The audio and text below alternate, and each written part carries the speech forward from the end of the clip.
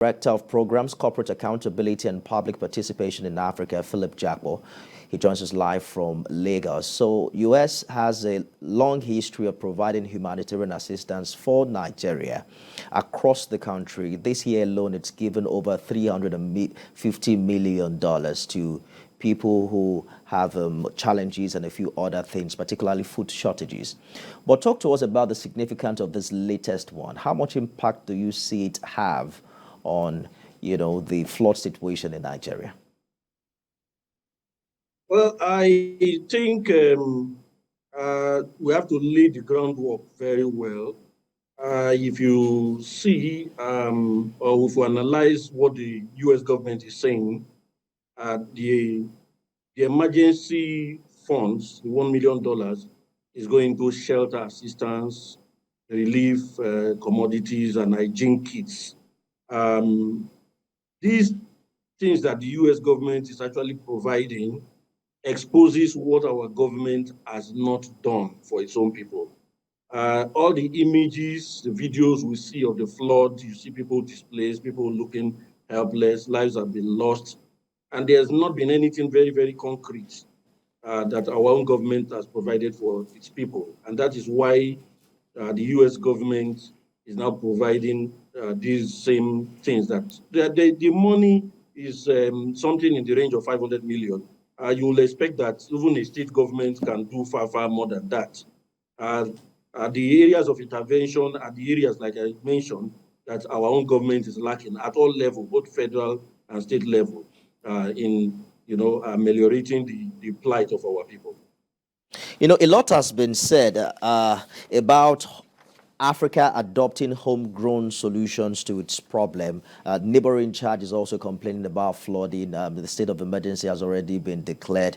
Would you say that Nigeria as a country was helpless, as it were, prior to this flood disaster?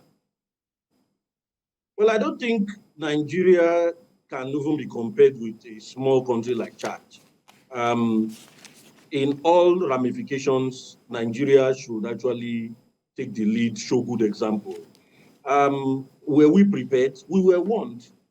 NIMET warned, Nigeria Hydrological Services Agency warned, and the warnings had come as early as February, March. We're hearing these things. I think Lagdo Dam was opened, I think September 13th. So there was enough warning for the Nigerian government and especially the states to do something.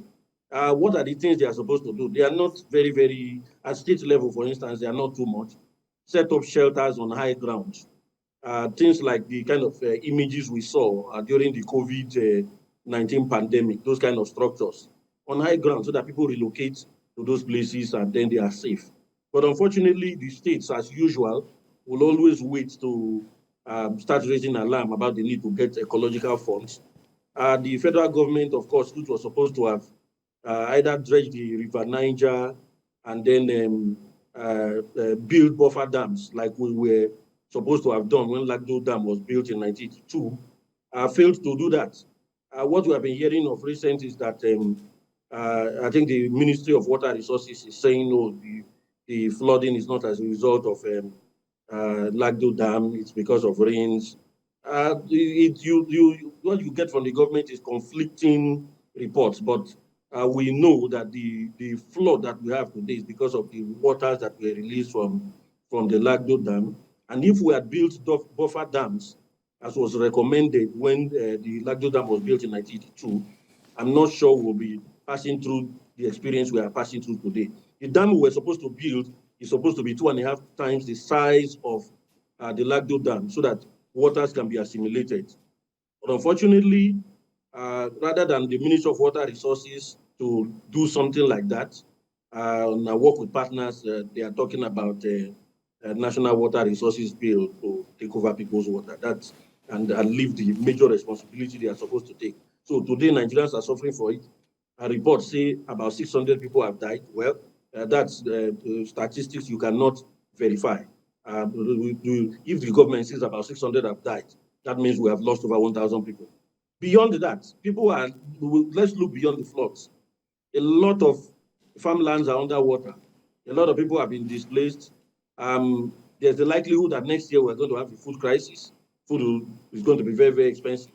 Then the houses that have been inundated, most of them will be unfit for human habitation. A lot of boreholes destroyed, a lot of wells have been polluted. So the likelihood of cholera, which is one of the things that the U.S. government intervention is supposed to address, will likely manifest. And we have not seen seriousness on the part of the federal and state governments. Complete lack of seriousness. Okay. So we cannot compare Nigeria with Chad. Well, we have two agencies dedicated to emergency management, both at the federal and state level.